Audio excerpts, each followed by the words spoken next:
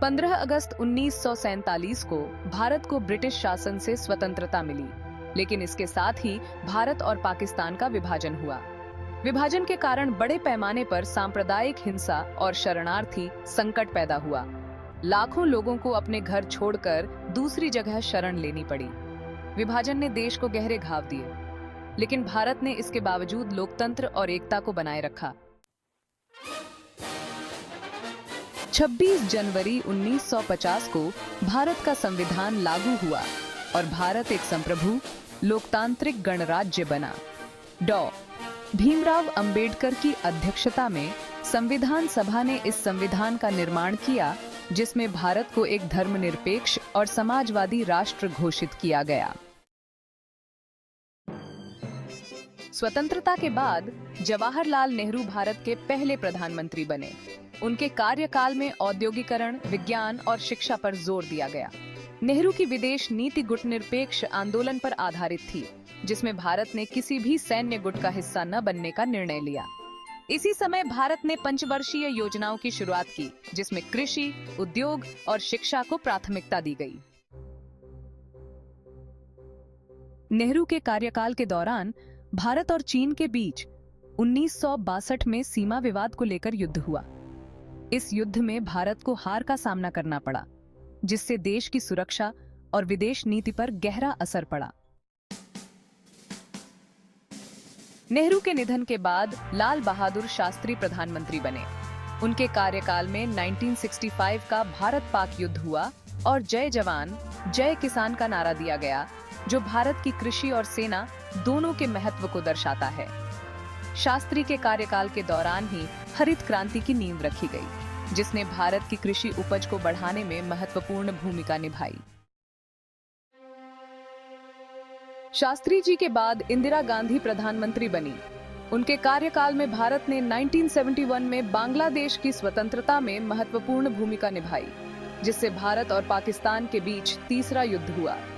1974 में भारत ने अपना पहला परमाणु परीक्षण किया। हालांकि 1975 में इंदिरा गांधी ने आपातकाल इमरजेंसी घोषित किया, जो भारतीय लोकतंत्र के लिए एक कठिन समय साबित हुआ। आपातकाल के दौरान नागरिक अधिकारों का हनन हुआ और विपक्ष के नेताओं को जेल में डाला गया।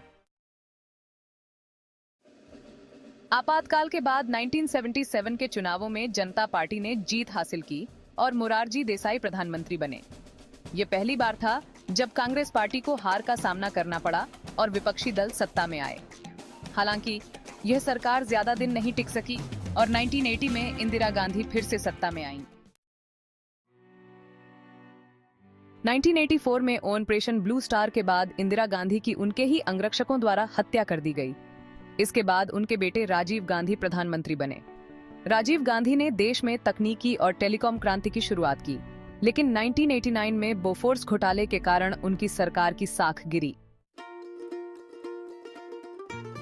1991 में पीवी नरसिम्हा राव के नेतृत्व में और डॉ. मनमोहन सिंह के वित्त मंत्री रहते हुए भारत ने बड़े आर्थिक सुधार किए। आर्थिक उदारीकरण की नीतियों ने भारत को वैश्विक बाजारों के लिए खोल दिया और विदेशी निवेश को प्रोत्साहित किया। इसके परिणाम स्वरूप भारत की अर्थव्यवस्था में तेजी से वृद्धि हुई और आईटी क्षेत्र में भी बड़ा उछाल आया। अटल बिहारी वाजपेयी के नेतृत्व में भारत ने 1998 में पोखरण में दूसरा परमाणु परीक्षण किया और भारत को एक परमाणु शक्ति के रूप में स्थापित किया। वाजपेयी सरकार के दौरान देश में सड़क और आधारभूत ढांचे के विकास के लिए महत्वाकांक्षी योजनाएं शुरू की गईं, जैसे स्वर्णिम चतुर्भुज योजना। उनकी सरकार ने भारत पाकिस्तान के बीच संबंध सुधारने के लिए लाहौर बस यात्रा की भी पहल की। 2004 में डॉ. मनमोहन सिंह प्रधानमंत्री बने। उनके कार्यकाल में भारत की अर्थव्यवस्था में वृद्धि हुई और भारत ने अंतर्राष्ट्रीय स्तर पर अपनी स्थिति मजबूत की। इस दौर में सूचना प्रौद्योगिकी और सेवा क्षेत्रों का बड़ा विस्तार हुआ। हालांकि 2011 के बाद सरकार पर भ्रष्टाचार के आरोप लगे, जिनमें 2G घोटाला, कॉमनवेल्थ गेम्स घोटाला प्रमुख थे।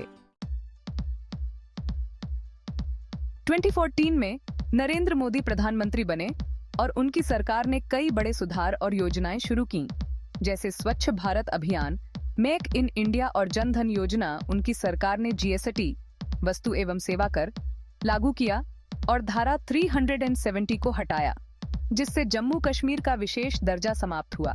इसके अलावा 2016 में नोटबंदी और 2020 में कोविड-19 महामारी के दौरान लिए गए फैसलों ने भी भारत की राजनीति और अर्थव्यवस्था पर गहरा प्रभाव डाला। स्वतंत्रता के बाद भारत ने आर्थिक, सामाजिक और राजनीतिक क्षेत्रों में अनेक उतार चढ़ाव देखे हैं। बावजूद इसके, भारत एक मजबूत लोकतंत्र और तेजी से विकसित हो रही अर्थव्यवस्था